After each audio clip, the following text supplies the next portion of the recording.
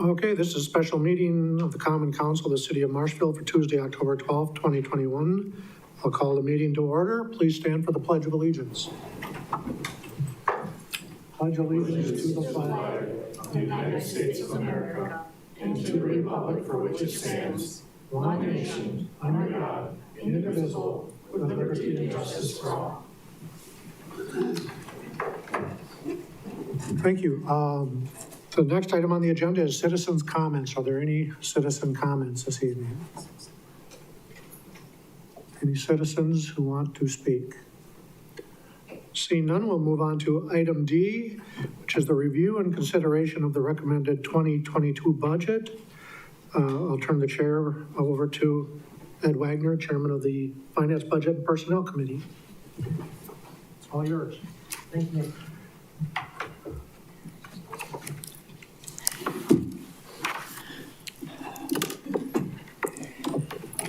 Thank you, Nick. And we've had a request tonight to make a little change in the order of things.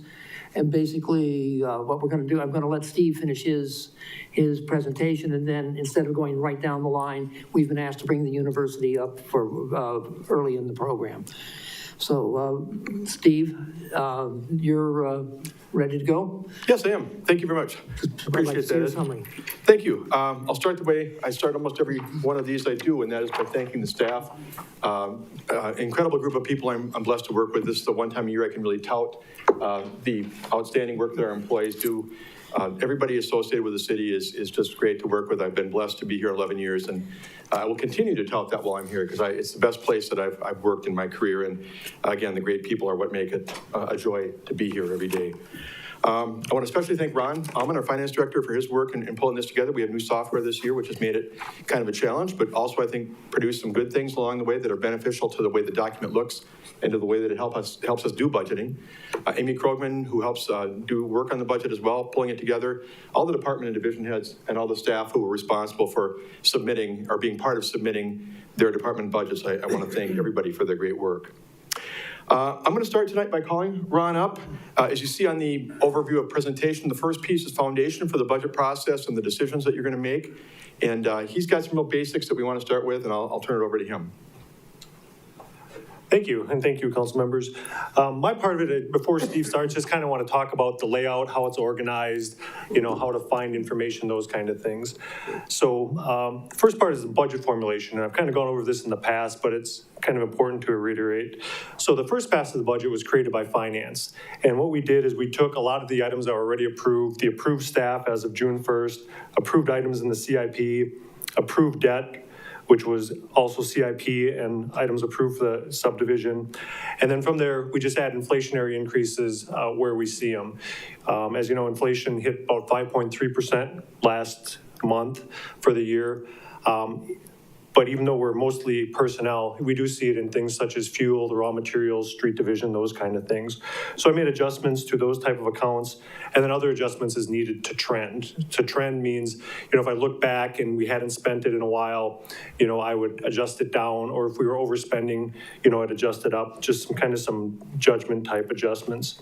And then revenue-wise, the most important number we need is our assessed value, which we don't get until very late in this process. So we estimate that at the beginning. So the expense adjustments I'm talking about, approved staff and those kind of things, eat up a big chunk of what our 2.5% goal is to start. From there, we push it out to department heads. It's kind of pre-formatted. That's the first part of the budget. And then they review and request changes to be approved by Steve. So some of the changes you'll notice are the reports look quite a bit different. We've implemented Munis, or Tyler, our general ledger system, and Kronos for payroll. We replaced a lot of legacy systems that were kind of end of life, and I think we've gotten some really good functionality out of them. So then another couple of other changes you'll notice is we had 3 chart of accounts, which I thought made the budget really hard to read because we'd have a budget number and an actual number. So now we've got 1 chart of account. It's really consistent. And even if it's new, once you get used to it, I think it's a little easier to read.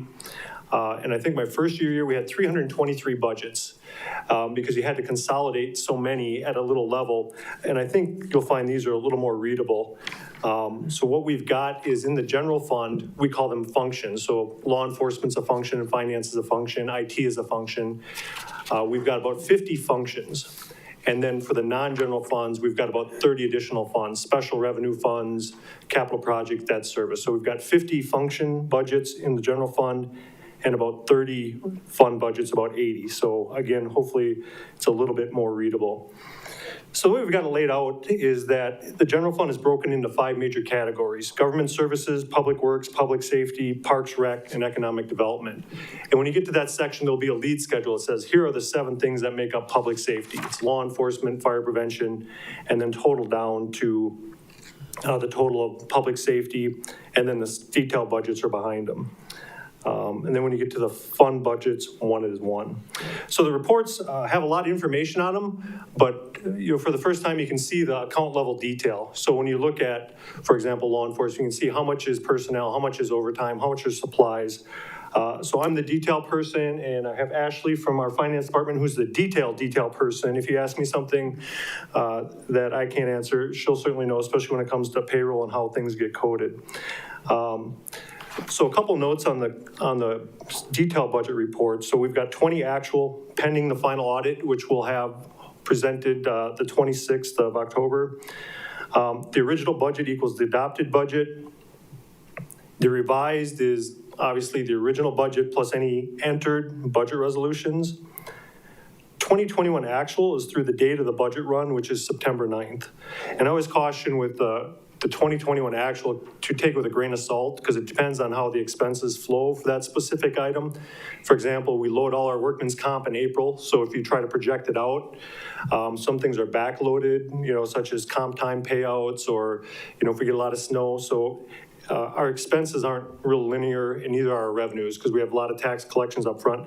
So a lot of ways of saying, take 2021 with a grain of salt. We overall are on track, but if you look at specific line items or specific functions, it might look a little off. Also to that note too, after the budget run, we are making adjustments in September, October. For example, you probably noticed engineering administration looks over budget, but it's due to a payroll issue that we have the total correct, but it's allocating a little bit odd. One other account that might stick out is 51,700 is reimbursed expenses. So you'll see it in the expense list, but it's actually a negative. What that is it's administrative allocations we charge out. So if you look at finance department, we'll have a list of expenses, but wastewater, EMS, TIDS pay into the general fund for administrative costs. And you see that as a reimbursed expense to net it down. So that's all I have for kind of intro comments and how to navigate your way around. I'm going to turn it back over to Steve. Thanks, Ron. Don't go real far. I'm sure you're not planning on it. Let's dive into the next part. As you look at the overview of presentation, I want to walk through the dashboard. Where do we stand in terms of some of the key issues that we deal with here all the time, our debt, our general fund reserves, our tax rates, those kind of things. And then take a little brief look at some of the outside impacts that affect the 22 budget. In fact, some of these affect budgets on an ongoing basis. And then recommended 2022 budget highlights. And then we'll get into Q&A with the council. We'll get a chance to start digging into some of the material more deeply. Again, we're going to go till about 6:45 or 6:50, so we can take a little break before the regular council meeting at 7. We never know how far we'll get. We may get through all these presentations, we may not. And the next budget meeting is next week, so we can pick up where we left off. Okay, the dashboard, as we call it. And these are the elements we generally look at: debt management, general fund reserves and cash, our credit rating, always important in terms of our borrowing and what we have to pay when we do bonding every year. Active TIF districts, how are our property values doing, and how is our property tax rate doing? These are some of the foundational things, sort of the baseline we want to look at as we go into a budget process. Debt management, we are proposing $3.39 million borrowing for CIP items. That's what the council approved in the CIP process earlier this year. However, we're also adding on $513,300 for the Daniels addition, the subdivision the city is building on the west end. That was not part of the CIP process directly, so that brings us to a total approved borrowing for 2022 of $3.9 million. If you look at principal payments we're making next year, it's $3.7 million. And you might be thinking, well, that's normally not what we try to do. Our goal is to pay off more in principal than we borrow each year. And again, the CIP that you approved back in the early summer, that more than covered it, but the addition of the Daniels addition project, which is good for the city in terms of new housing, moved us slightly past the total payments being made on our general obligation debt. Total payments, including interest and issuance charges and those kind of things, come to about $4.2 million. And we have a $129,000 deficit budgeted in the debt service. We'll talk about that later, and Ron can expand on that if need be as we go along. Debt management, as far as we continue now, this is part 2 of debt management. We haven't left that topic. General obligation debt as of the end of 2021 is expected to be a little over $47 million. That's 49% of the amount allowed by state law. I don't want to get too excited, but you should know if you haven't been here for a while that that's good news, because typically in the time I've been here, certainly we've been in the 50s. In fact, we were at 60% at one point a few years ago in the amount of borrowing the state allows us to do. You can only borrow 5% of your equalized value of the property in your community. So coming down from 60% down to 49% is a good sign. It's something you want to see. It makes rating agencies feel better about you, and it's a positive for your community. It is dropping in part due to paying off debt, but it's also due to increasing equalized value.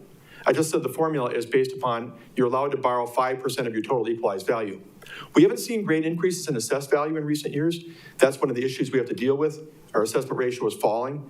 You know, it's dropped well below 100. But on the bright side, the equalized value, the market value per se going up, does allow us a greater borrowing capacity. Not that we want to use it, but it's there for us. We're still within the council's parameter. Council set a policy years ago of borrowing no more than 65% of what the state allows us to. So 49% obviously, and dropping is a good number. And at 27%, about a quarter of our general obligation debt actually is paid by our TIF districts and our enterprise funds, wastewater and EMS. So you may want to think about that a little bit differently than some of our general borrowing. General fund and our reserves and the cash, rating agencies, of course, use this. Every year, Ron and I get on a call with Moody's. Josh joins us to talk about economic development and what's happening here in town. And they want to know how we're doing. What's your general fund balance? If it's low, that suggests that your credit rating may be a little bit more in jeopardy. Our auditors have always said they want to keep us in the 25 to 30% of our general fund revenues. So whatever your general fund revenues are, actually expenses, I guess, I've seen both. But 25% basically of that number you want to have in your general fund reserves. Call it rainy day, call it anything you want to. It's a cushion because hard times come. If you think about what can happen with unexpected things, COVID or mechanical problems or all sorts of things, major employers leaving, you want to be able to have some cushion. As of last year, December 30th of 2020, the city will be at 19.7. That may not sound good, but it really is. Only a couple of years ago, I think you recall, those of you who were here with the TIF district issues, we were down way below that, well below that. So 19.7 is a jump up for us. We're headed in the right direction. Last year, we needed $745,000 of fund balance applied to balance the budget. This year, we're proposing about $115,000 less. Doesn't sound like a lot, but again, as Ron has told you, and we'll tell you probably again before this process is over, we are now in the process of fully funding, basically, our debt service, which we really weren't in the past. So it's more positive. We're in the right direction, and we need to keep winding that down farther. But we're proposing $500,000 in general fund reserves to balance the budget. Oftentimes, you have a surplus at year end, depending upon how the year goes, and you don't actually end up using the entire amount that you allocate. Our credit rating until 2018 was AA3. Probably as good a rating as we could have for a city our size. It did drop in August of 2019 to A1. That's one step down. That was in large part because of the TIF district issue we were dealing with. We're still at A1 with a negative outlook, which means not only are we at A1, but we are on the downside of A1 where they're looking at us like, we're holding you there, but we're looking out to see if you have to go farther down. However, I think they're pleased, and I know our financial advisor is pleased, and in the last 2 years, we've taken some good strides to improve our financial status. I think the 19.7 general fund percentage as opposed to single digits is a huge move forward. And we're doing a lot of things to move us ahead. Dave Ferris, our financial advisor, is pleased, and I think that our next call with Moody's will be better. Hopefully we can get rid of the negative outlook in the next year or two, and then beyond that, perhaps rebuild to the AA3 if possible. The TIF advances are paying us back quickly. The TIF districts, here's the theme, if you haven't heard this in previous presentations. The TIF districts are great performers here in Marshfield. There have been a couple blips along the way. The Mill Park and Yellowstone districts 5 and 7 have been declared distressed districts, which sounds like, uh-oh, bad times are going on. That allowed districts to donate to them, but that really hasn't been needed in large part. Both Mill Creek and Yellowstone are doing well, especially Mill Creek, and all the districts are on track to pay off. And the general fund is still deficit spending to some degree, which I just mentioned, but we're working away from that. As I mentioned, we have good TIF districts. We have 9 active TIF districts. TIF District 2, we're looking at closing before this year is over. That's referred to as the Purdy Building district. That has run through its time. But all the districts that we have operating are doing well. The established ones, the ones that have been here for 5 years and more, are doing great. They're paying off well. They're seeing good things happen in development and also financially. The 2 new ones we've established, 12 and 13, 12 being the area along and now part of the industrial park, and 13, the new mixed-use one along Veterans Parkway. We'll keep an eye on them. We'll make sure that we're trying to keep our expenses in line with the development as best we can. The TIF advances, that's from the general fund, peaked a few years ago, and now there'll be $1.1 million at the end of 2021, which is a good sign. And $2.8 million of interest has been paid to the general fund by the TIF districts through the end of 2021. So in other words, we're recouping with investment, with interest. We weren't doing that for a long time. We weren't using the ability to charge interest when our general fund would advance money to the downtown TIF district. We just paid it back. We're now paying it back with interest as we're allowed to, as a bank would, and we've gone back and recouped the interest from past years as best we can as well. Property values, just to refresh your memory, property taxes are still the biggest revenue we have. About 55% of our revenue for general fund comes from property taxes. Another 35% or so comes from state aids, and the balance comes from fines, fees, all sorts of other assorted things. Our equalized value has been climbing a lot in recent years, even though it doesn't seem like it because the assessed value hasn't kept pace, but it's over $1.8 billion right now, and that's a 5.3% increase over last year, which is really strong increase in market value. Now, I know that the market is changing. We're all seeing houses selling for, more than people are asking, but this is more than that. This is a good sign that the property values as a whole are increasing in our community. Net new construction is $62 million the past year, 3.5% increase. That's stellar. That's as high an increase as I've seen in net new construction for the last few years. Good news for our city, for new growth. We are meeting expenditure restraint. With inflation, the expenditure restraint is 5%. That's what you need to qualify for in order to get a big payment the following year. They take the whole pie of communities across the state that meet the criteria of reasonable spending, and then they give you your share of the pie the following year. We're well under that this year because inflation is, as I think we know, climbing through the roof. And assessed value, this budget is estimating 1% growth in assessed value. We don't know that. We feel that that's conservative. We're hoping for more growth, but again, we'll get the statement of assessment in the next week or two, and we may have to adjust one way or another, hopefully to the good side, in terms of what that final number is. The proposed property tax rate increase that I'm bringing forward in this recommended budget is 2.5%. It would take us from $10.25 per thousand of value to $10.51. I'm assuming there's people on this board thinking, Steve, last year we did a 7.4% increase, and I was hoping this would be closer to 0, maybe 1% or 1.5%. The pressures are really strong, working against us in several ways. And some of them are good ways. I think about Vandalia Waters, where the expenses for next year are going to be way up, but so are the revenues. But as a result, the general fund expenses are going up quite a bit. We have other things kind of working against us. The interest rate has been pretty low lately on our investments, and that's kind of brought us down. We're hoping for an increase this year. There's other costs. There's health insurance increases and whatnot. But that's the proposal. We're assuming 1% growth in assessed value. Any growth over 1% may be applied to the deficit. So if you find out from us in the process that the assessed value increase is 1.5 or 2%, you'll certainly have your prerogative on how you want to use that. There may be other things you want to spend money on that come forward as part of this process that you wish had been included in the budget. Or you may say, look, Steve, let's just use that to reduce our deficit. The less money we use from the general fund reserve to balance it, that's a great thing as well for our finances. So that may be an option if we see greater growth in assessed value. Just a reminder, the city is about 38% of the tax bill. School district is about the same. County is, I guess I don't know the exact portion, maybe in the teens. And then the Mid-State Technical College is in the single digits. With the proposal to go from 1025 to 1051, if that were adopted, that would still keep us pretty well in line with our neighbors. Stevens Point is now $10.16 per thousand. I checked today, their proposal is to go to 1046. They're proposing a 3% increase to their council. And Wisconsin Rapids is now at 1157, and their increase for next year is not known. I was kind of surprised to hear that they were 1157. I thought they were slightly higher last year, but that's what I was quoted today. The highlights of this budget, I thought I went on a line in my presentation. Oh, maybe I didn't. Okay. The highlights of this budget, we're making strides toward addressing the structural budget deficit. I know we talked about using $500,000 in general fund reserves to balance the picture. That might make you think, are we making strides, Steve? Again, it was 700 and something last year. And now we're fully funding our debt, essentially. We've got, a gap that Ron can discuss more, but it's compared to where we were last year and 2 years ago, we have come a long ways in terms of our overall finances. We're going in the right direction.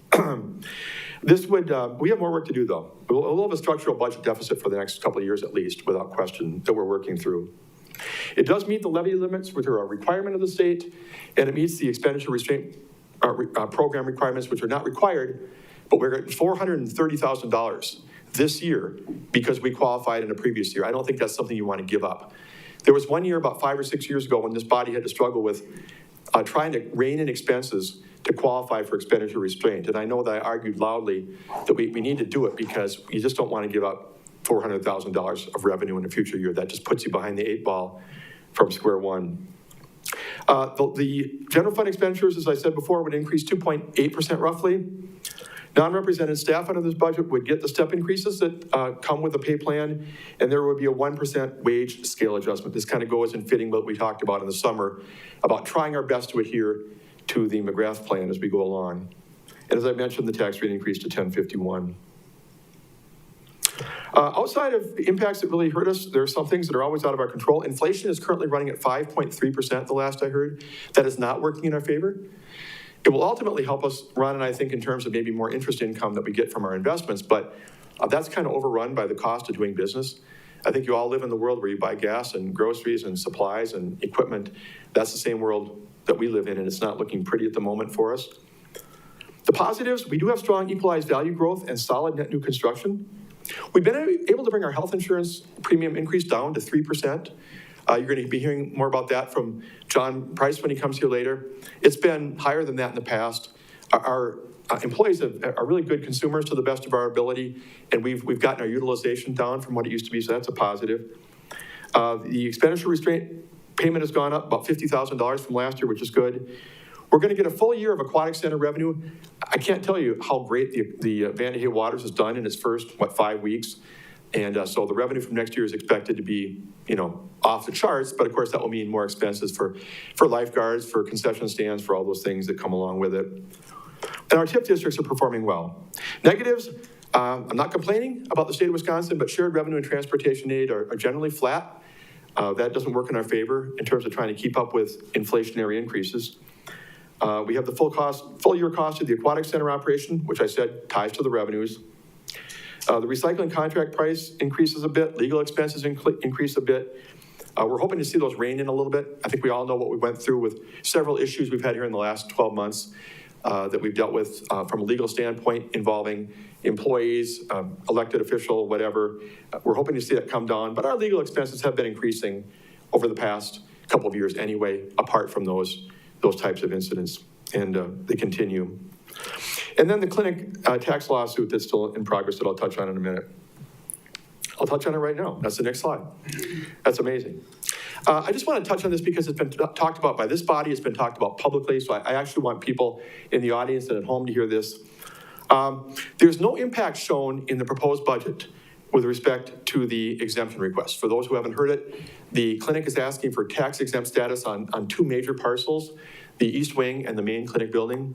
If those were granted, that would be $111 million of value taken off our tax roll, between 7 and 8%, somewhere in there, 7 point something percent of our assessed value, which is hard to face. We talk about how the city has denied the exemption request. That's true in a sense, but we've been relying on our assessor, who has made it clear that he just hasn't seen that the criteria for those have been met to grant those exemptions. Now, maybe they will be, either through discussions or through a court proceeding, but right now that's why we stand where we do. But the city is facing a possible refund of $1.1 million for last year. And if that happens, we'll have to deal with it in terms of our general fund reserves, because I don't know what else we would do. That one is obviously playing out through the process right now.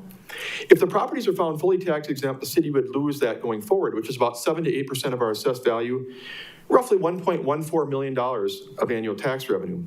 And I've had questions from several of you saying, what happens if that occurs? What's the plan? We don't have a plan as such yet, and I haven't really spent a lot of time looking at potential cuts. I've been really working with department heads on this budget, and the 2022 budget is not going to include an unknown like that. But if it does come to pass, certainly would take either tax increases or budget cuts, which really in large part will be service level cuts, I believe, to the tune of 7 to 8% to make up that $1.1 million. So you could determine at that point, if that happened, is it primarily tax increases, is it primarily budget cuts? I haven't looked at this point what some of those might be. That's a daunting number. That'll have to come down to discussions with you folks in terms of what are the services you want to protect at all cost versus what ones might be on the trimming line if this comes to pass. But it's all slightly premature in my opinion, but I get it. It's coming at us and we need to keep preparing for that date if it comes. But there's been no specific expense cuts talked about if you're watching on TV right now or seeing this later. Nothing is on the so-called chopping block. But we will start looking at what those items could be if, in fact, this comes to pass. Now, if they get if they were to legally get a relief on this, it wouldn't necessarily be all or nothing.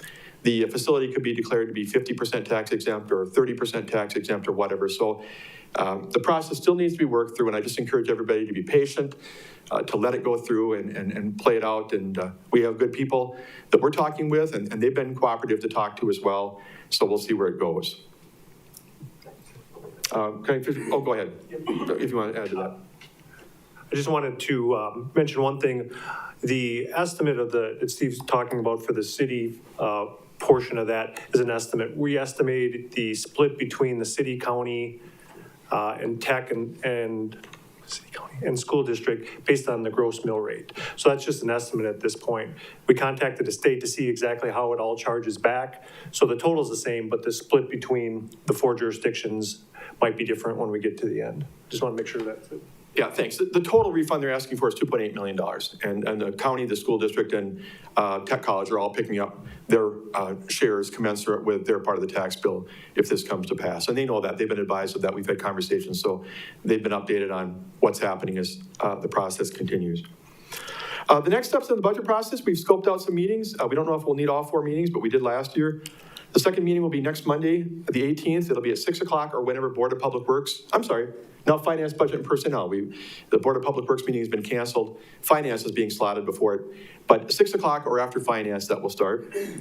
The third meeting will be on Tuesday, the 26th, 2 weeks from tonight at 5 o'clock. Same thing we're doing now. 5 o'clock budget, regular meeting moved back to 7. And if we need a fourth meeting, that would be Monday, November 1st at 6 o'clock or after Board of Public Works. The goal is to publish the budget in the official city newspaper on Saturday, November 6th. We have to do that at least 15 days before the public hearing when the budget will be considered for final approval, which would presumably be at the council meeting on Tuesday, November 23rd. And with that, I take any questions about what you've heard now before we bring Brian up to be the first person to speak to a particular budget, but anything on what Ron has put forward, what I've shared, anything at all. Questions? Well, a couple of minor things. Number one is very minor. There was a set of policies about what there were benchmarks that we had to follow for our debt service. When you mentioned one of them, the percentage of our expenditures, that was one. But there were also other ones in there which we haven't met in a long time. And, so it was I think it was like $1,700 or $1,500 per citizen or something like that. And there was another one in there that I can't remember right off the top of my head. But can we bring those back and get rid of them? Because they're absolutely meaningless. And we were told by several financial advisors that they were meaningless in terms of what we're doing and where we're at. Our total measure of strength is basically the balance in the unrestricted unreserved fund and the percentage of the debt according to the limits. So I think those are the right metrics. It's just a matter of we have to basically clear the archaic ones off the books, I think. Yeah, you are absolutely right on point. We always focus on the 65% of the state's allowable borrowing, and you're absolutely correct that the per capita one, we haven't met for a long time, and I think that some of us have agreed on the side that that's probably not the best metric anyway to judge. I don't know how that one could put in place. But I know Ron is working on an update on the policy. It looks like he wants to briefly comment on that. Actually, we did update and pass a new debt policy last year, so it took that one off the books. And I can give you the details on that. But yeah, the per capita went away because our understanding was we have flat population in inflationary times. We haven't met in a long time. We're not going to meet it. So we updated that, and I think we kept the other metrics the same, which we do meet, and we put in a requirement that the finance director shall provide an update on debt, which I do annually now. Okay, thank you. And then the other thing, I hear this term down at county as much as I hear it here, and that is the term structural budget deficit. Basically, what does that actually mean? Does that mean that we're living beyond our means and we have to depend on drawdowns from the reserves every year? Is that what it means? I'll tell you what I think it means, and then Ron can come up if he wants to. I'm sorry to keep calling on you, but I may not get it exactly right. When I use the term structural budget deficit, what I'm referring to is as long as we continue to need to appropriate or allocate general fund reserves to balance the picture. I mean, the goal is that you never use any reserve monies to balance your budget. Right. And as long as we need to allocate some portion of general fund reserves to balance the annual budget, even if that's coming down, which I think it is and will, that's my view of it. Anything different? Let me ask you, and Ron can weigh in on this also, but what expense items are causing us to go over and have to draw out of the general fund? Are we actually paying operating expenses out of that general fund that we have to use to balance the budget? Well, I mean, you can move the shells and call it anything you want to. The biggest issue we have, and maybe Ron wants to speak to this too, but 60-some% or roughly that of what we pay out is related to personnel. I mean, it's salaries and benefits. So, the idea of pay increases, which obviously we need to keep our employees taken care of, and union salaries and benefits, health insurance, those kind of things, continue to increase.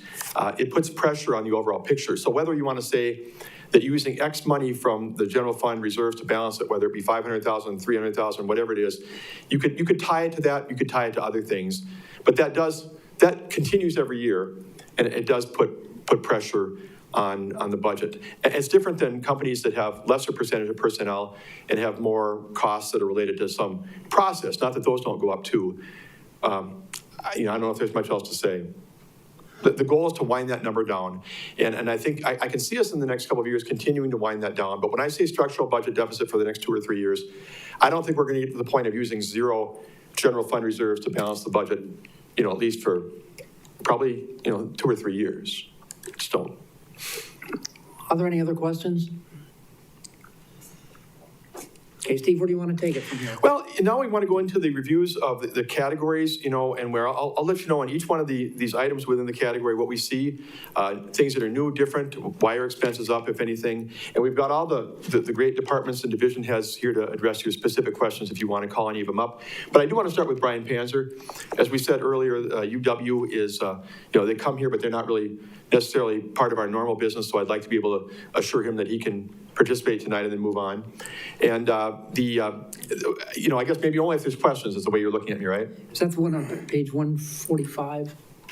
Is that? Well, okay, let me just tell you that the budget submitted to us by UWSP Marshfield campus, it has about a 3% increase.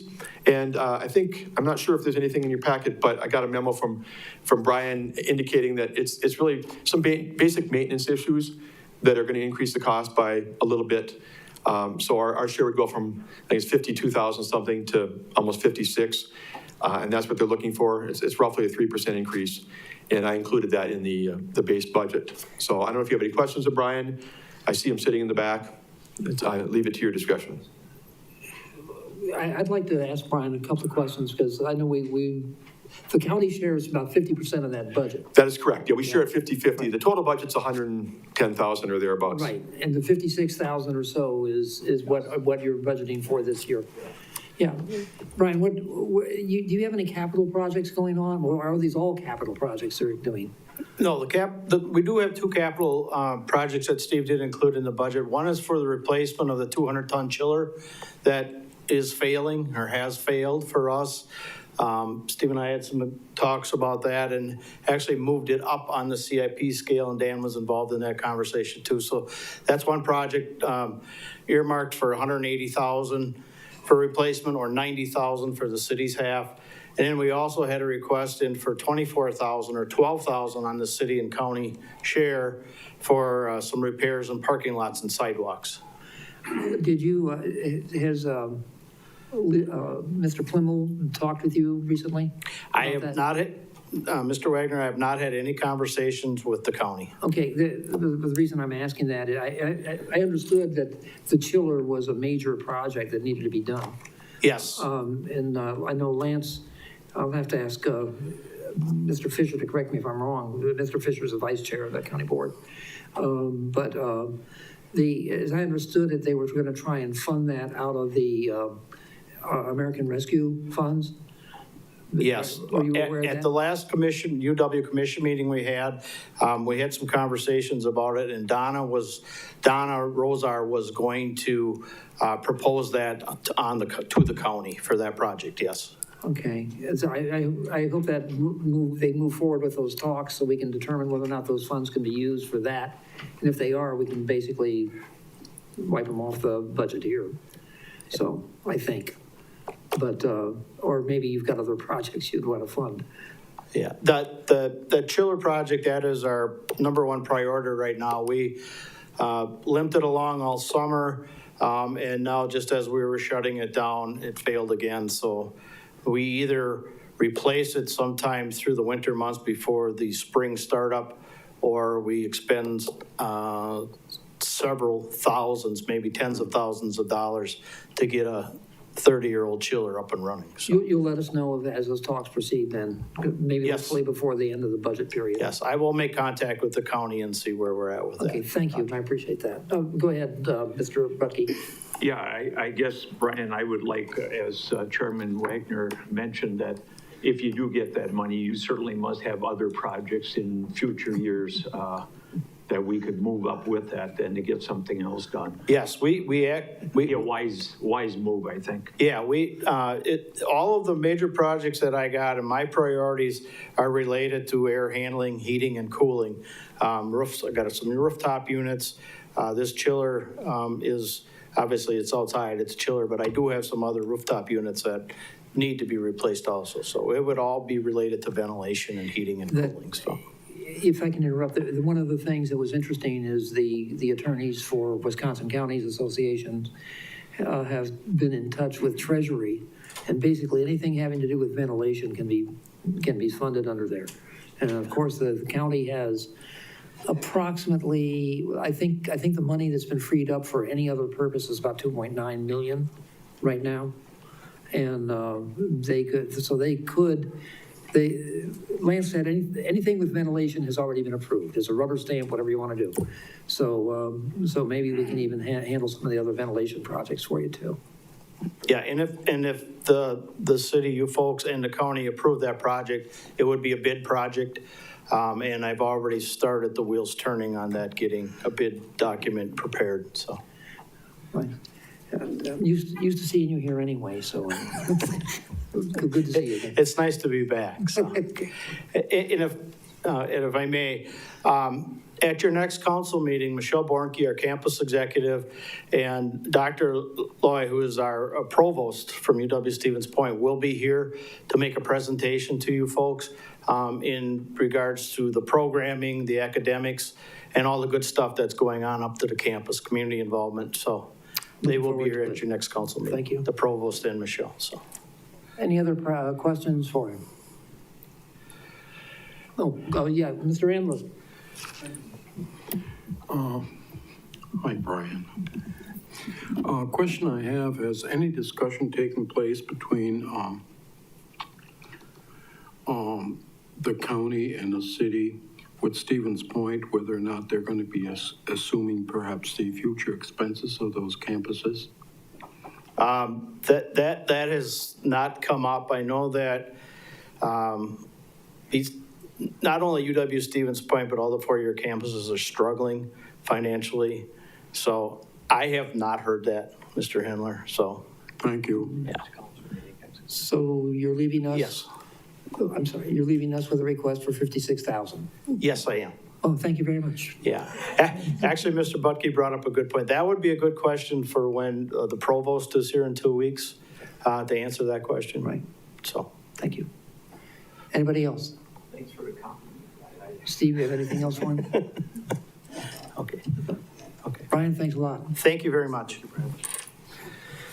Thanks, and yeah, as Brian mentioned, I've worked with Michelle Bornke, and they will be here in 2 weeks to make a presentation and have a little question and answer time with the council on what's going on over at the college.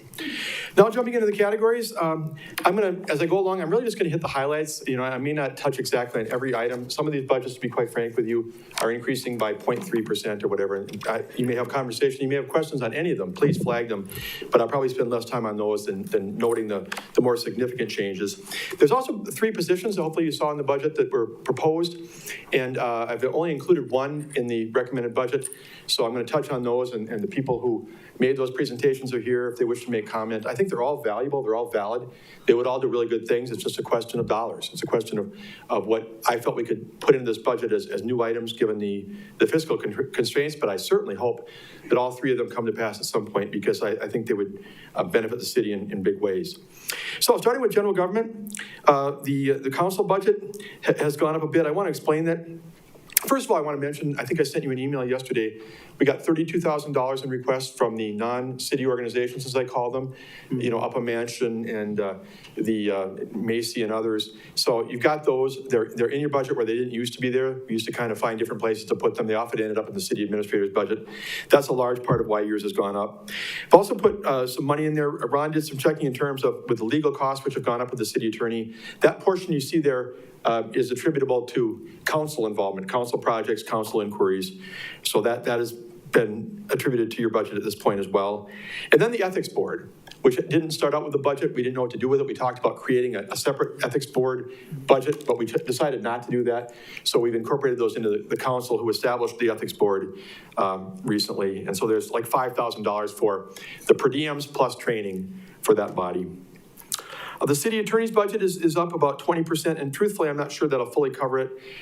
Those costs have been increasing in recent years, and I really haven't kept up with it budgetarily. I've been hoping that we can curtail them, and it just gets harder every year. I think you all know that there's more, even without the incidents we've had in the past 12 months, there's a continuing growing need for the city attorney services, and honestly, it's better, and our staff is really good at this in terms of trying to get answers early to prevent us from being in hot water later with contracts and those types of things. Slight decrease in the city administrator's budget, an increase a little bit in the not the city, well, the city clerk's budget has a little bit of a pay and benefit issue. That's really all it is those basic items. The elections are going up by about 6%, but that's because we'll probably need 4 elections in 2022. You know, the off years, we only have 2 oftentimes, but we'll definitely have 4 scheduled for next year. The information technology ends up being kind of a little bit of a dumping ground, Ang's department, because they take on so many projects for others. So if you look at it, you'll see that that budget is up, you know, almost $200,000, a little less than that, I guess. But a lot of that is CIP projects that you blessed back in the early summer. And then, of course, you have pay and benefits for the employees. That's really the lion's share of what you're looking at are things that have been discussed previously to try and keep that department dealing with cybersecurity and other issues that they face.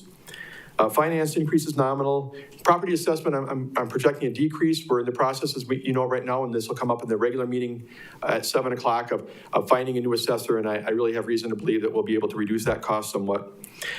And then uncollectible accounts have doubled a little bit because we're reflecting some of the actual bad debts that we have. And then the decrease in non-departmental insurance probably looks weird because I think you know that's usually property insurance and workers' comp and those kind of things. You're wondering, why did it go down? We found out during the process of our health insurance that we were going to get a decrease. We were expecting a 5% increase in health insurance premium for 2022. It's come down to 3%. We've done some good discussions with Security Health, and it's been, M3 been a part of it. They've been at the heart of it, actually. So we just took this as one lump sum and show it in that department rather than parceling it back to all the departments that had healthcare costs shown in their budgets. So that's really the highlights of general government. As I said, all the department and divisions heads are here. I do want to mention one thing. I mentioned the 3 positions before. One of those is a human resource generalist that Jen brought forward. I think that would be really good for us. I didn't include it, but the world of HR is getting more and more complicated, more laws, more mandates, more expectations from federal and state government, more ways to get in legal hot water.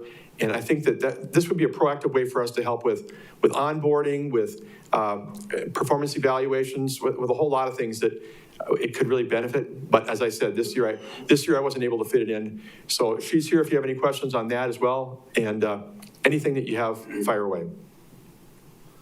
Questions?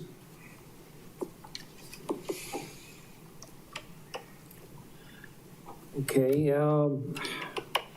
I see okay, you haven't come to property assessment yet, but are you going to cover that more? Or Which one? Property assessment? Well, I'll cover whatever you want me to cover. I projected a decrease based upon, again, the hope that this process we're going through will produce a lower price than what we've been charged by Grote in the past. That's really what it is. And admittedly, it's an expectation on my part. So I'll answer any questions. Yeah, do we have revaluation scheduled as a major project in the CIP? We don't. Well, actually, if I think about it, we probably do, maybe for 23 and 24.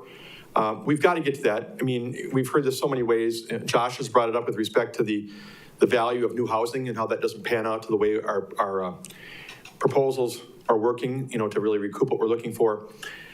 We have reason to believe there may be a less expensive way to do it than the full reval that we've heard from other people from time to time. But we've got to get in there somewhere. This does not include that. This is simply for the maintenance of our account today. That's what I was going to ask you, is where you put the money for the revaluation. So it's not going to come. Yeah, it's in the CIP. This is just personnel costs and office expenses. Yeah, it's in the CIP to do the reval. We need to do it, but I'd like to find a way to do it apart from whatever that price tag was shown in the CIP. And staff knows that. We all know that. Okay. The only other thing, you got 6 elections coming next year, Deb? Or how many? Hopefully not. 4? 4. 4. Is that enough money? Keep your fingers crossed. Okay. Okay. Any other questions?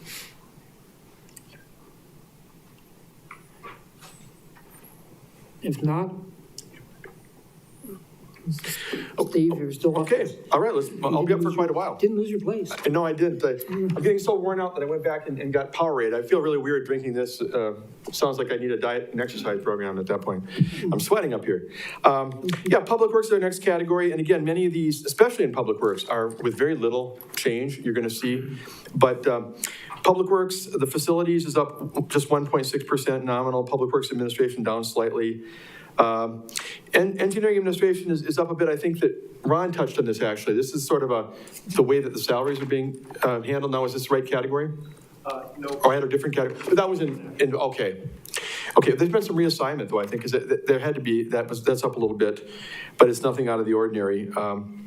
Street division, again, slight increase, highway, street maintenance, slight increase. I'm probably even saying too much by going through these. If it's not more than a 3 or 4% increase, it's probably not worth spending a lot of time on, but you can certainly raise any concerns you have. The snow removal down slightly, and I've adjusted this. I'll take the heat for this if it comes to pass. I've been here before, as our staff knows. You know, the cost of snow removal and ice treatment in the winter is really variable. You have years that you have 5 blizzards, you have years that you know, you have quiet. So we had some really bad years in like 17, 18, 19 around them. Now we've had 2020 was really good, and 2021, the January through April was very good. So I bumped it back down. It's one of those things, we have to pay what it is, but I'm trying to find a spot, and it seemed like after 2 good years, I'm probably jinxing it by saying that while I stand here. But I dropped that down a little bit. Mr. Chair? What? Question? Go ahead, please. Oh. Who wants to be recognized? Oh, Mr. Bucky, go ahead. Thank you. Steve, I don't know if we talked about this in the past, but, you know, like you said, the snow budget goes up and down over the years depending, you know, what the climate's like that particular year. Is it possible, now, if we have a down year where we've got more in the budget, that just goes back to the general fund? Correct. Is there a way that, I think you know where I'm heading on this, that we could keep it in, if it's lower, keep it in that budget, so to make up, you know, for another year when there's a higher demand instead of, then you could keep the allotment that you're asking for fairly steady and just use that fund? I don't know if it's feasible. No, I think we've talked about this before. By policy right now, all funds in the general fund that are not spent, that are not approved for carry forward on the annual continuing appropriations resolution lapse back into the general fund. You could certainly do that. I don't think we're doing that now with any particular funds. It's just the ones that are carryovers that are approved in early, you know, in January or February of the next year. I suppose anything's possible if you want to look at a policy change. That is the hard part about snow removal. I mean, we've had years that are, you know, almost up to $1 million in that category, and then, you know, other years when it's, you know, way, way, way less than that. The last couple of years, it looks like 300,000, you know, covers the ticket. So, but that's something we can talk about. I'm not even going to read through all of them because, you know, truthfully, I'll talk about anything you want to. You know, traffic control, street lighting, you know, highway and street cleaning slightly down, sidewalk maintenance and repair slightly down. New sidewalk has been moved now to a 401, a capital projects fund, so that's not going to show anymore as we go forward. Storm sewer maintenance, parking facilities, it's been reassigned to streets, so that has dropped off the face of the map. If you look at that one, it's down radically. The only other one that I really mentioned, you know, going the rest of the way is the recycling, and that's a contractual thing. That budget's up almost 7%, but it's because the contract that we have is going up, and there's not a lot we can do about it. That's our contractor, and we really need to pay what the service demands. So I'll take any questions. Again, we have Dan and Chris and others here to address your thoughts and questions. Let me remind the council that I've just been reminded that we do have our electronic voting available, so if you want to be recognized, press the button and it'll pop up here, so I won't miss you. Okay. Now, having said that, nobody's touching it. That's wonderful. Okay. If I can, I just did this with the position in human resources. Can I touch on the fact that one of our other positions that's not being proposed for funding in the 2022 budget is the GIS specialist? And I think those of you on the Finance, Budget, and Personnel Committee have seen this go through the process. It would be somebody working with David Bueller, our outstanding GIS coordinator. There's a continuing demand for GIS, and it's not just in the city proper, but working with Marshfield Utilities and the wastewater fund and other community players have benefited from our services. And that position would be paid for 50% by the wastewater fund. So if you look at it, it's roughly 80,000. Well, half of that would be paid for by wastewater. It's just really hard for me in terms of trying to craft a final budget to stay down around, you know, 2.5% to make all these things work. But again, that's a position that's really warrants consideration. If not now, in the 2023 budget, I hope to be able to bring that back. Ms. Spiros. Thank you, Chair. So in looking at the 3 proposed positions, so you didn't put in the HR the position, you didn't put in the Public Works GIS position. So which one did you put in that was the rec department position? Yeah, the Wenzel Family Plaza Event and Coordinator. Let me explain that, because it's a good question. Seems odd to me. Well, okay, here's my reasoning. Two things: the Wenzel Family Plaza Event and Programming Coordinator position is actually paid for only 20% by the general fund, 40% by the EDB, which I realize the EDB is part of city government. I'm not going to pretend it's not. And then 40% by Visit Marshfield, the former CVB. So that's one thing it had going for it, as opposed to the other two, although the GIS specialist does have 50% of the money coming from the wastewater. The real reason I focused on it, Rebecca, is because we've made a pretty firm commitment to Wenzel Family Plaza. And the idea that we would allow this position and that part of what we do, trying to get events and concerts and all these things there, if we would let it flounder in any way, shape, or form, if we could have done more after the amount of money and time and resources we've spent trying to make that a downtown amenity that we're proud of, it just seems like we're already well into the water on that one. And I felt that was almost, one of the things I talk about in the budget is we want to continue the programs and services that we have today before we look at new ones. Well, Wenzel Family Plaza, we've had this on our radar for a long time, and we've spent a lot on it. But you could make an argument other directions, too. Mr. Fisher? Thank you, Mr. Chair. I have one question, somewhat similar, but on a different position, is you mentioned the GIS specialist position was going to be funded half by wastewater, correct?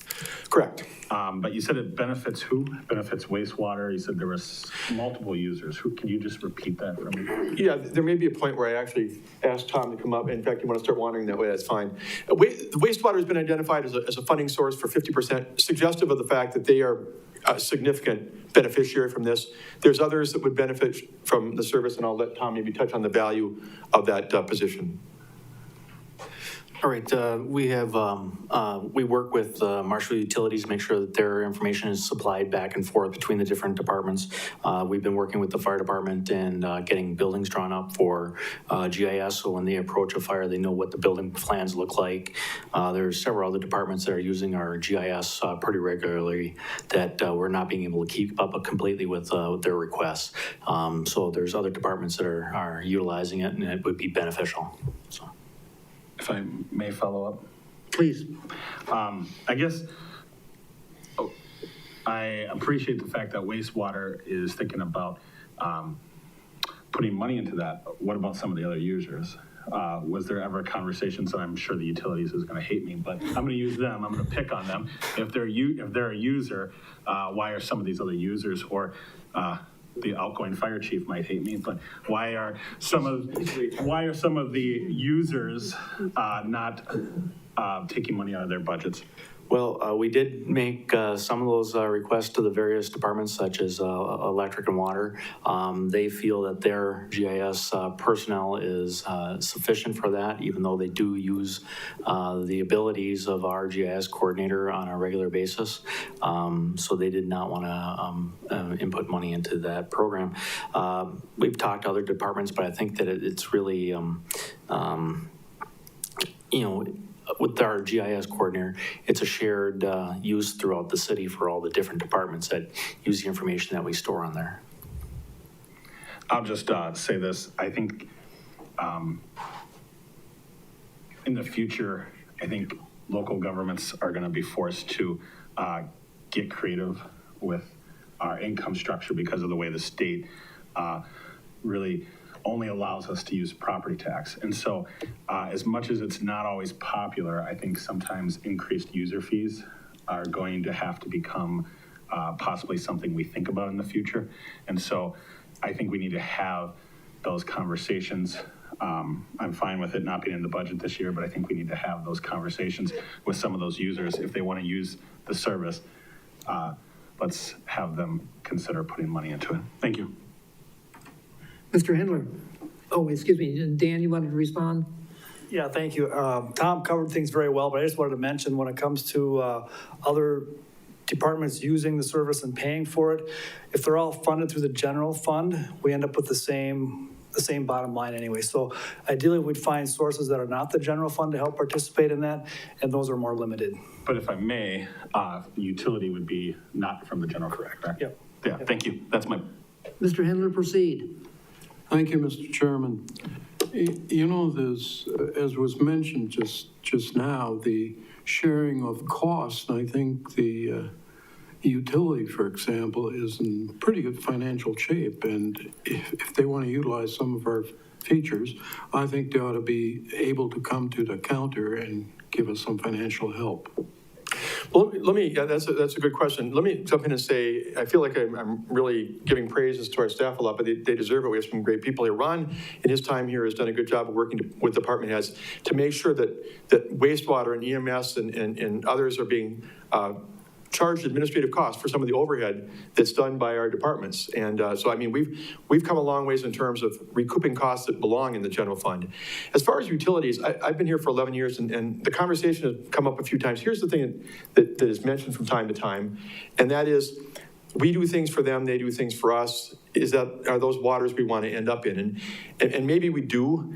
I'm not sure where the tipping point is between what we get from them and what they get from us in terms of value. And at some level, it seems like us charging them and them charging us may not be fruitful. But if they're getting more value from us than we are from them, you know, it's certainly something that we should discuss with them, because I agree with you. I mean, it makes sense to see that entities are paying for their services when it's appropriate. Any further discussion? Proceed, Steve. Okay, we move into public safety, and just a few areas there. Municipal court is up a little bit, but that's basically just, again, pay and health insurance for the individual who is the court clerk. Law enforcement is about a 2.5% increase for Pat's budget, and again, like always, the majority is pay and health insurance. And those costs, of course, union contracts that we don't control at budget time. Ordinance enforcement.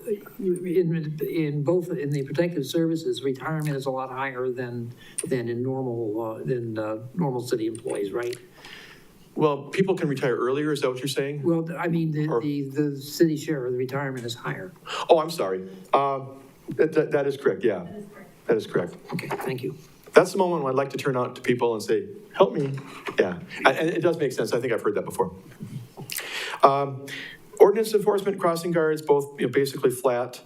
Fire protection is up a bit, and if you look at it in terms of raw numbers, it may seem like a lot, but a few things. First of all, pay and benefits, union contracts, the big one. 3 CIP projects that you approved back in early summer total $72,000, and they're projects that are important, and they've already been kind of given your blessing, and we want to see that continue.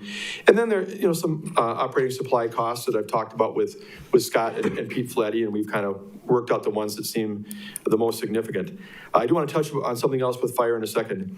The fire prevention budget is fairly flat, as is emergency management. Now, I mentioned that there were 3 positions that I looked at and only included 1 in the recommended 2022 budget, but there's another thing that involves staffing that's not a proposed one, and I'd like to invite Scott, if you'd be willing to address this. You have it on your table. I sent you a memo about it. They're looking to create an inspections bureau.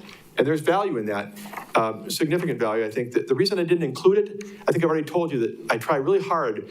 It's so difficult what I go through at budget time trying to bring this into something I can bring to you folks. And I always focus on continuing new programs and services, maintaining our existing infrastructure and facilities. And so this is a new idea, and that's why I didn't get it to the finish line. So I want to let him describe it. He's already offered that if you're interested, there could be some other cuts in his department that might make room for it. I'll leave that to this conversation. All right, thanks, Steve. So earlier in 2021, we had a senior staff meeting, and we started discussing program responsibilities. Training has always been a huge topic in the department. We currently have 1 deputy chief who is responsible for creating all training for the department members. The discussion of an inspection bureau came about. You have the memo from Deputy Chief Fletty, and the inspection bureau would consist of 6 relief lieutenants, and we currently have the 6 relief lieutenants. Their current assignment is really as a substitute when the lieutenant or the deputy chief is off duty for whatever reason. That's when they step up into that second officer role or even the shift commander role. Fire inspections or code enforcement is required by the state. It is or a portion of what our 2% dues revenue come from. By creating this inspection bureau, the relief lieutenants would be responsible for all inspections, and the lieutenants would be placed in charge of training. That provides a couple of different benefits. So on the training side, the 3 lieutenants would work together, create training that is similar across all 3 shifts for continuity. They would be able to come to the shifts if they have a specialty. So let's say rope rescue is their specialty. They would be permitted to go to each shift to teach this particular topic that we're responsible for. On the inspector side of the house, right now the way it's done is the lieutenants do inspections. If the lieutenant's not there, it's a relief lieutenant that goes. If for some reason crews are behind on inspections, which happened last year with COVID, the shift commanders will send out multiple people, not necessarily all looking at the same things for inspections. Okay, so one of the things that we hear out there occasionally is, it's been like this forever. Why are you enforcing it now? Or you guys don't know what you're doing. The last inspector said this was fine. This inspection bureau would be, like I said, 6 people, and they would be doing all of the inspections, bringing continuity back in, and working with the business owners to make sure that their fire and life safety inspections are done appropriately and done accurately. Part of this concept is to provide an annual stipend to the relief lieutenants for doing the inspections. Another way that you can look at the relief lieutenant in the inspection bureau is to be another step towards lieutenant and maybe deputy chief down the road. It's something that they would work for, and they would really become the subject matter experts in fire inspections and be the go-to individuals when questions come up or when there's issues. The lieutenants, going back to the training side of the house, lieutenants are first into a fire with their entry crew. Traditionally, in our department, the lieutenants have not been able to train with the crews because they're out inspecting. That does not provide the lieutenant a great deal of comfort, especially with new firefighters. This would eliminate that. This would allow the lieutenant to train. The inspectors would not be out every day. One inspector would be out one day, the other inspector would be out another day, and then if there's a third day during the week, they could devote that time to training or whatever. So we did bring this up to the Police and Fire Commission when we were preparing our budget. We had our discussion. They approved it. They thought it was a very good idea. Ultimately for us, the gold standard would be a training officer position. That's down the road, maybe. Here you're talking $9,000 plus some overtime for the lieutenants to attend instructor class or specialized training to come in versus, I don't know, $100,000 with benefits for a training officer. So this is kind of our approach to solving a couple of different problems at a relatively minor cost. We had a recent meeting, Deputy Chief Fletty, myself, Commissioner Myers and Steve Barg talking about this and trying to impress upon the importance of this to us. And that's where we are right now. So we do have things in the budget that we are willing to forego, that we can to make this work, because we really feel that this is something that's very beneficial to the community. Mr. Butkey? Yeah, I'm all for this. The key to this is prevention. Correct. And I agree with the Fire and Police Commission on this, to go ahead with this and maybe look at it in the future if you want to, as you say, gold standard, hiring a training officer. But I think this is a good step in the right direction to get consistency. So. Thank you. Mr. Fisher? Thank you, Mr. Chair. I am going to ask the question, what are you willing to forego? You said you were willing to forego, so I... So when we looked at the budget for fire prevention, we can make a reduction in overtime.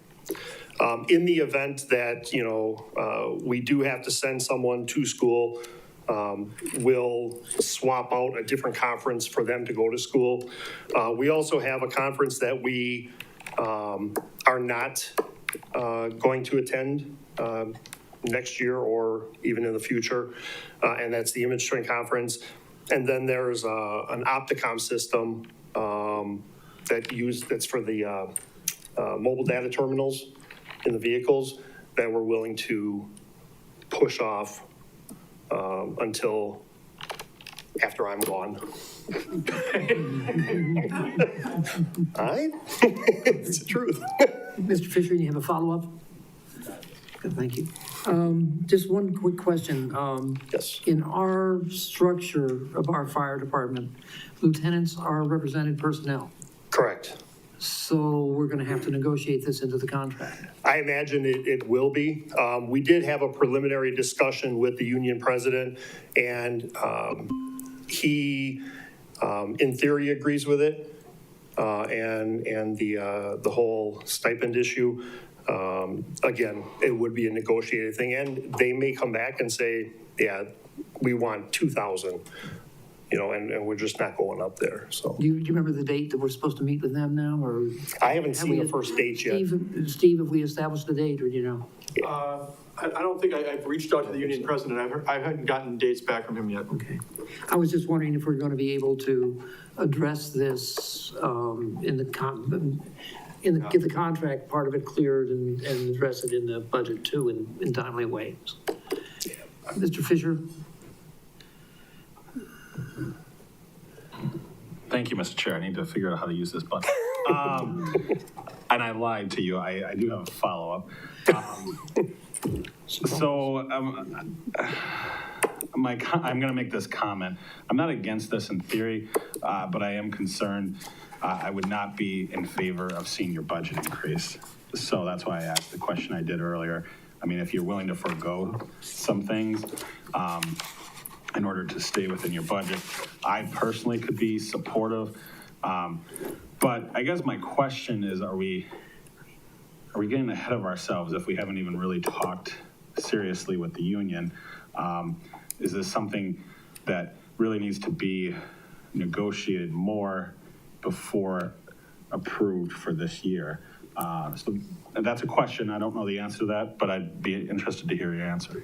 Yeah, so I mean, one of the reasons that we put it in this year was because we knew we had negotiations coming up. We're shooting for a 3-year contract. Yeah. And by getting it in the budget this year, we don't have to wait an extended period of time. Yes, we can do side agreements later on or whatever, but again, in initial discussions with the union president, he seemed to be in favor of it. He didn't flat out oppose it. I think the biggest thing is once we figure out, once we come to that agreement, I think they're going to go for it. I really do. Because it's not only a little stipend for the reliefs who don't get anything for being in that position, but it's also another step in the chain of promotion. Anybody else? Got to speak faster. Oh, Mr. Witzel. Thank you, Mr. Chair. So if I'm correct, whether this occurs or not really is not in our area of determining. It's going to be based on a union contract negotiation. It's going to be based on the PFC's decision of how to run the department. You're coming to us asking for more money.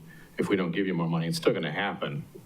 In all likelihood, if all the other things fall in place, you're just going to shift your money around a little bit. Again, he's not actually asking for more money. He's looking to swap out other monies to cover this. And again, I'll be blunt. The fact that I pulled it out was because it's a new item and something that I flagged, as I do many items that are not part of continuing our existing service. So he's not asking for an additional $10,000 in the budget. He's asking to take out other things to make room for it. And again, as far as the question about the approval and the bargaining process between the city and the union, if it doesn't come to pass, it doesn't come to pass. Those dollars either won't be spent or they'll be looked at for possible reassignment through the normal process. If I can follow, sorry. Go ahead. I was going to say, if I can follow up, please. It was brought to us that this was a really good idea, and it was also brought to us that if we weren't willing to fund it, that there were some other changes that could make. So again, I'm going back to, they are asking for more money, but they're willing to give up something if we can't provide them more money. So I think that's why we're really discussing it, because there was a hope for an increase, but a realization that there may not be an increase, and therefore they may have to forego certain things, or they're willing to forego certain things in order to make this happen. And again, if I'm understanding correctly, with the PFC having the control that they have, that we don't really determine whether or not this happens.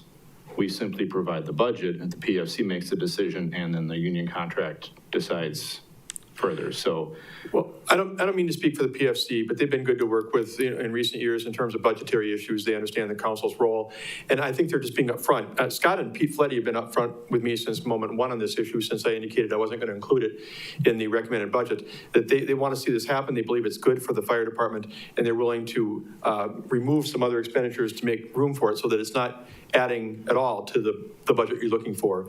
And that's kind of an upfront way to try and, I think, do it the right way if the council feels that it's a good program. okay, so just, I guess, one last little, so I can fully understand. If we were perhaps in a different budgetary time, and we agreed that something like this was a really great idea, and we want to make sure we fund it without any other cutting of other already planned budgetary items, what are we looking at for cost?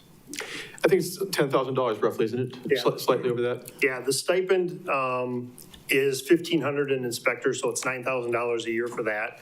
And then I think we initially had about $1,800 in overtime costs for classes and coming to other shifts. And 18 is probably a high number on that overtime amount. Okay.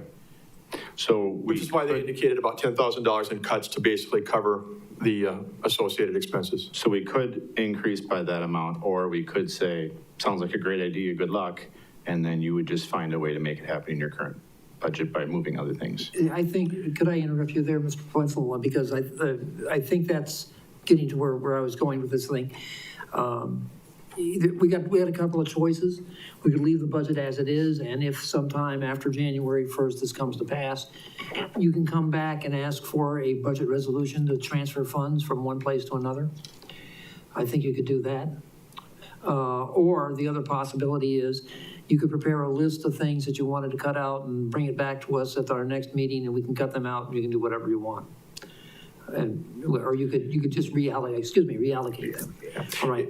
If this body is supportive of what he's asking for and give me kind of a consensus thumbs up, I would come back to the next meeting, making reductions and showing it included, and you wouldn't have any change in the total dollar amount.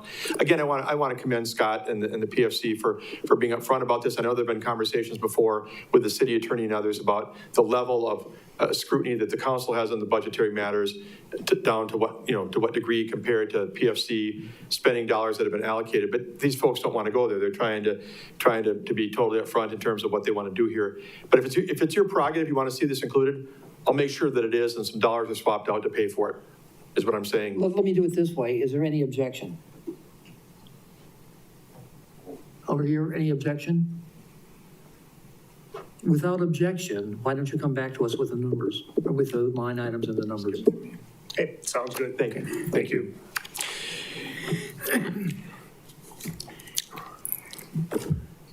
Steve, I think you're leaving your imprint on that. Yeah, I'm here all week.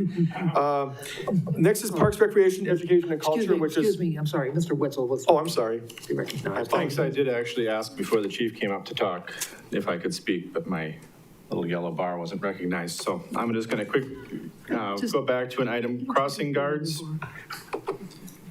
I know that's something that we talk about frequently. The actual, according to page 99 here, the actual for crossing guards for 2020 was about 60 grand. We're looking at 80 grand. So that's a 20,000 increase from the 33%. 2020 actual to the 2022 recommended. I'll take it. I'm wondering why the difference between the actual 2020, and I'm assuming it has something probably to do with COVID, but I don't know. Yeah, it does. School wasn't in session, so they didn't need the crossing guards for, I assume, an extended period of time. Yeah, if I remember correctly, 2020, they closed basically in March and we're done for the year. Yeah. Okay. That would account for probably a 25%. How much of the crossing guard expense does the city incur versus the school district? It's entirely us, correct? Yeah. And I know there have been conversations about that in the past from time to time. I know there's communities that have tried to encourage their school districts to participate. It's been fully city costs since I've been here, I guess, based on the premise that it's, safety along the roadways, crossing the roadways that the city maintains. But, that's something that can be discussed. And this expense is for the adult crossing guards who man or who are in charge of specific. It's not any of the monies that we put into student crossing guard activities. No, we're asked, in fact, it's in the council's budget annually for $6,000 by the school district to help cover costs that they incur for the school patrol. And I think it actually includes a school patrol event at the end to thank the volunteers for their service. But that's apart from this. So we as a city pitch in money to the school district for their part. They as a school district don't pitch in anything to our part. Yeah, I think the school. That's all I needed. Thanks. Mr. Wetzel, just remind you, we've been there, done that, so thank you very much. Okay, now Steve, proceed. Okay. Nobody's got any yellow bars they want to throw up to you, Mr. Wetzel? Thank you. Okay, thank you.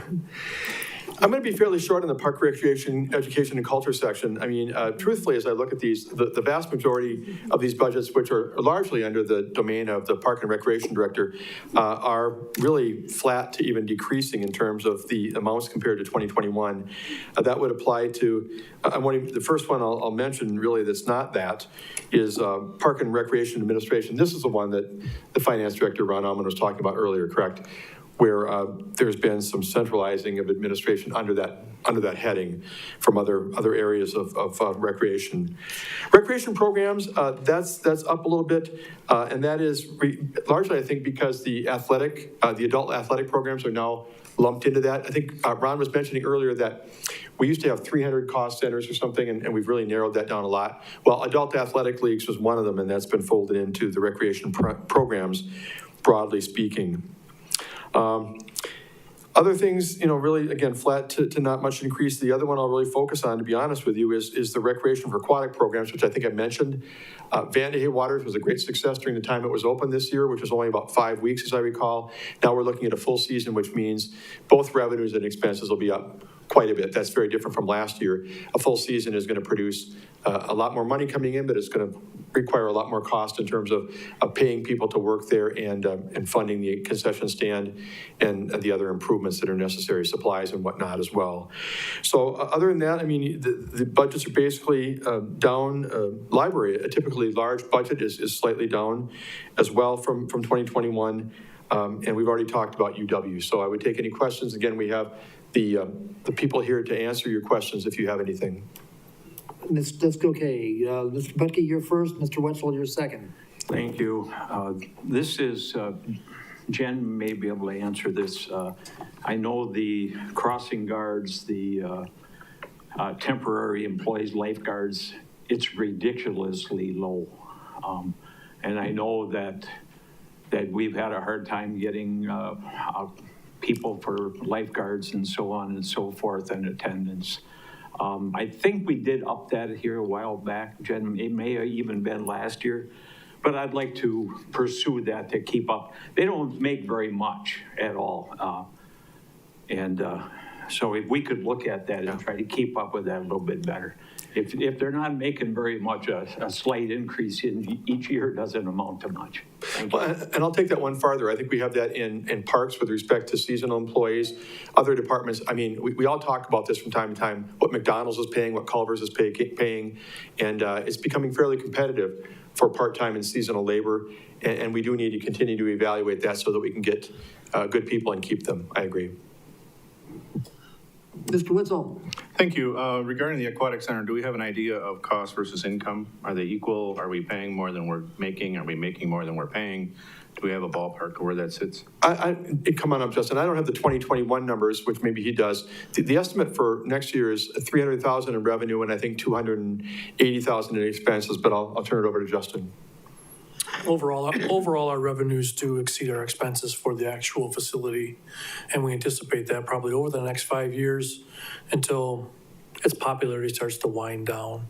I can provide a more detailed budget if you want, otherwise, in just general, about 20,000 more. I would imagine some of the income also is maybe based on where the participants are coming from, with the differing fee schedule for resident versus. Yeah, we were pleasantly surprised on actually the concession numbers, how popular it was for people to actually dine at the pool. We knew people would come, but we didn't anticipate how much was going to be in concessions.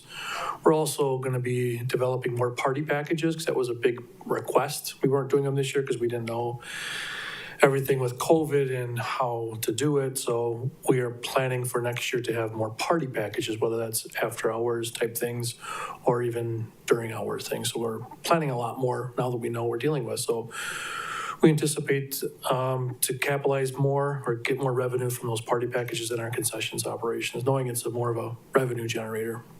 Okay, I guess I would just like to make one comment. I don't know if my colleagues agree with me or not, but I don't necessarily look at the Aquatic Center as our, hey, let's make a lot of money kind of situation. I look at it as a very important part of our community, a quality of life part of our community, not a revenue generator.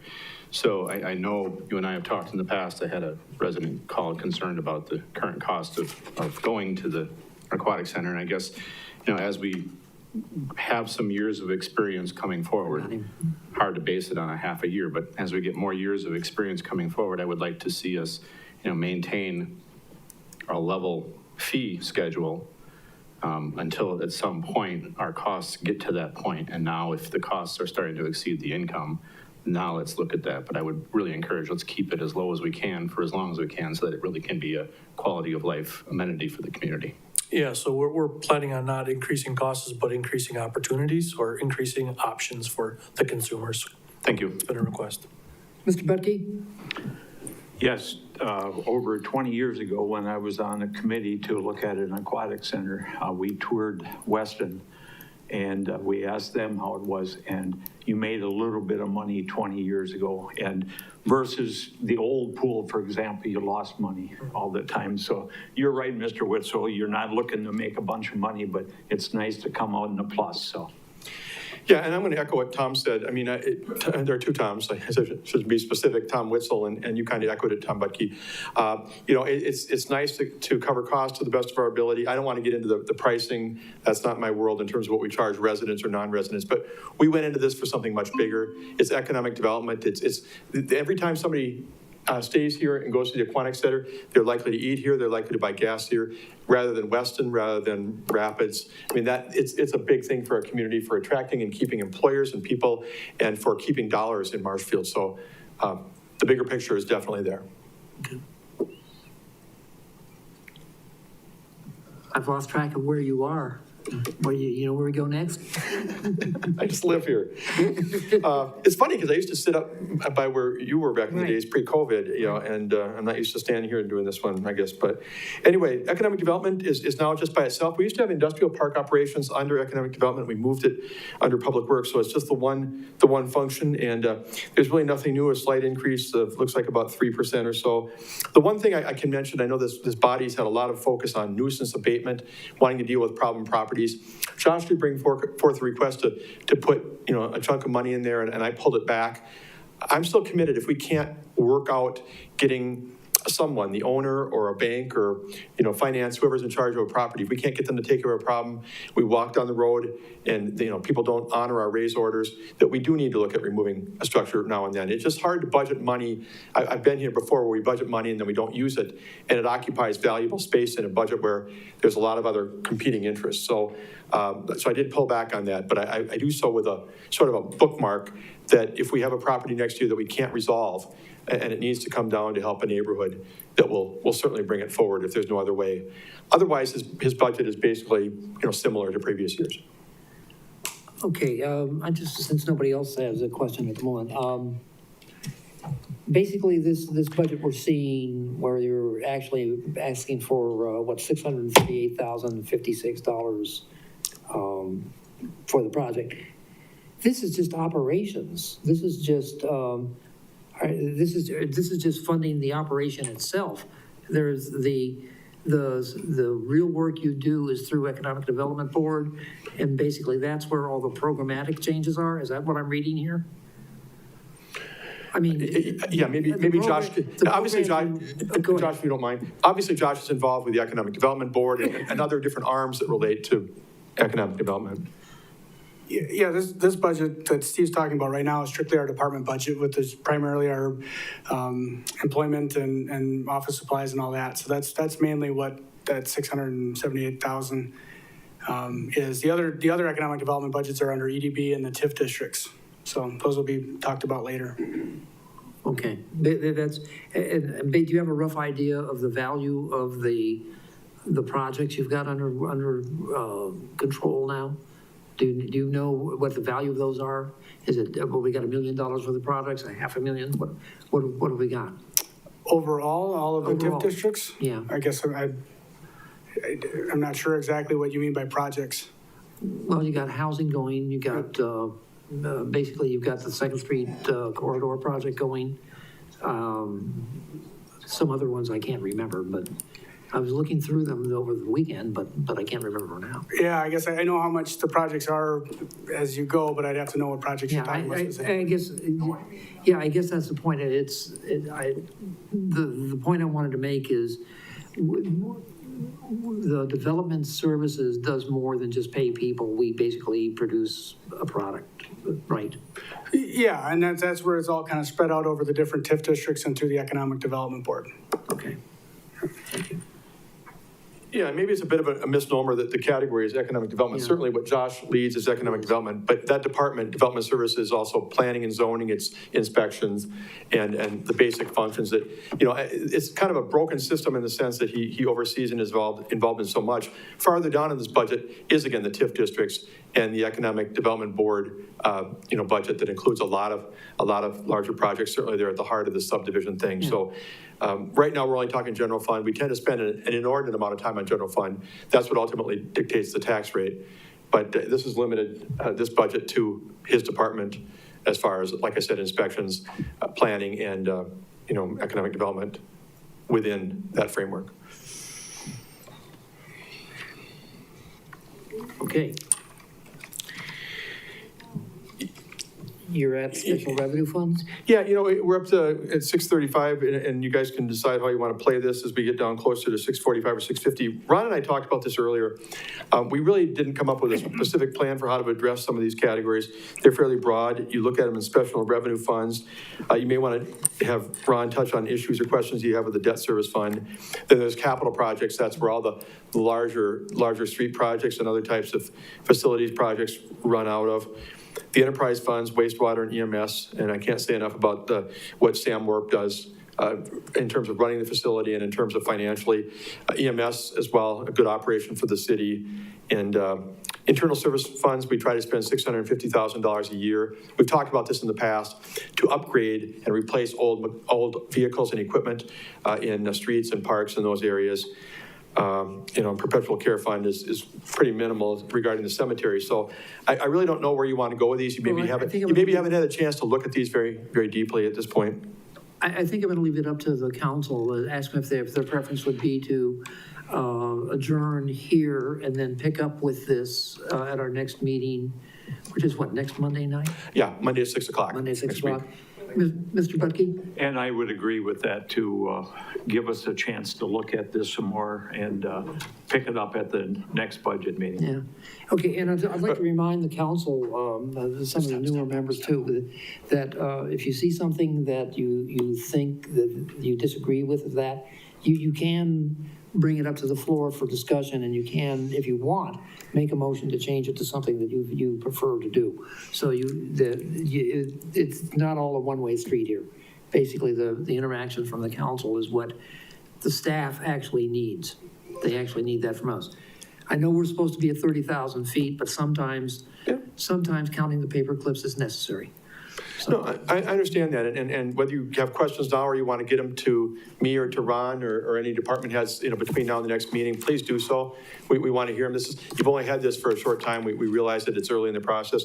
I do have one question, and then I want to turn over to Ron because he wants to make a comment. But okay, would you like us, in terms of the special revenue funds and some of these other areas that are not related to the general fund and directly to the tax levy? We don't always do presentations on those. Do you want to see or hear something similar to what you just saw tonight in each of those areas, or do you want to just see if you have any questions or concerns in some of those categories?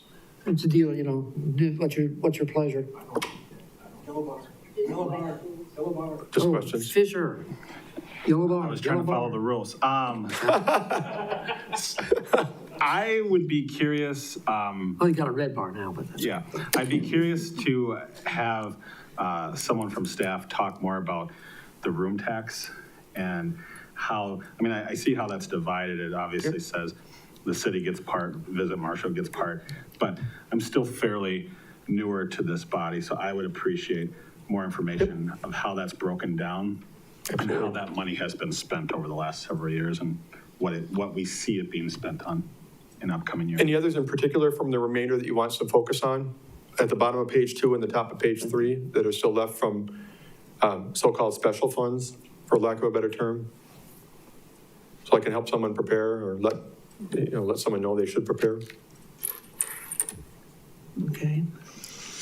If not, go ahead, Ron. Sure, and thank you. I just was jotting notes as we went along, and I know if you've been here quite a while at staff or council members, you can pick up on some of the details of some of the things we're talking about.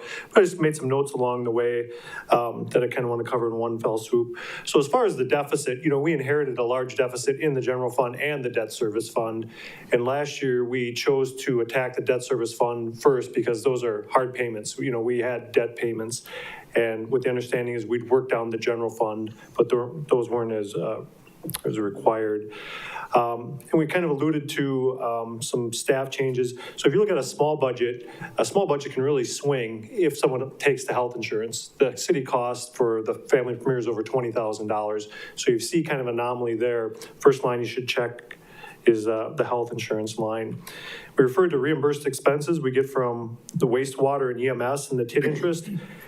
In this budget, it's in a couple different spots, but that's $330,000 accruing to the general fund this year from wastewater, EMS, and TID interest. And that's actually down because as the advances come down, the TIDs are paying less and less interest into the general fund, which is good and a bad thing at the same time. We talked a little bit about protective services. And I'm going to look at Ashley when I say this, but the city share of the protective services without Social Security is 16.48% retirement. That's what I thought. With Social Security, it's 12.08%. So that is an amount. And Scott kind of mentioned personnel training, cutting overtime. And if I recall correctly, fire, anytime they're traveling and going to a concert, it's overtime the whole way. It's overtime when they're traveling there, overtime while they're at a conference, overtime when they're back. So that's kind of why that comes in. And then as far as the Aquatic Center, and I'm pretty sure Justin was is correct is that our operational costs are covered. So it's in the general fund, so we can see the revenue and we can see kind of the staff costs. If we wanted to see the true picture, which we wouldn't do this, we'd move it to an enterprise fund, because then we'd have to absorb costs such as the debt, depreciation, and all those kind of things. So just to clarify that it's covering its operating costs, but we wouldn't put it into an enterprise fund, because at that point, then those other things make it really pleasant. But we are looking at a way that we can kind of find a halfway point of maybe putting it into a special revenue fund and have the best of both of those. And as Steve said, I love it if you email me questions in advance so I can prepare. Send me anything you got. If you're not sure, if something looks odd, anything you want us to formally present, we're glad to have them. Yeah, and I'll just end by saying I've been doing this now in 3 cities for a quarter of a century, so, being part of the budget process. It's an art, not a science. So, I mean, if you see things, you have questions, if you think we should spend more on this, and can you make room for it some other way, or whatever it is, bring it on. I mean, this is ultimately your budget, and, we want to hear your questions. This is kind of the start of the process, the informational piece that gets it going, and we look forward to input from the council. Are there any further questions or comments? If not, we'll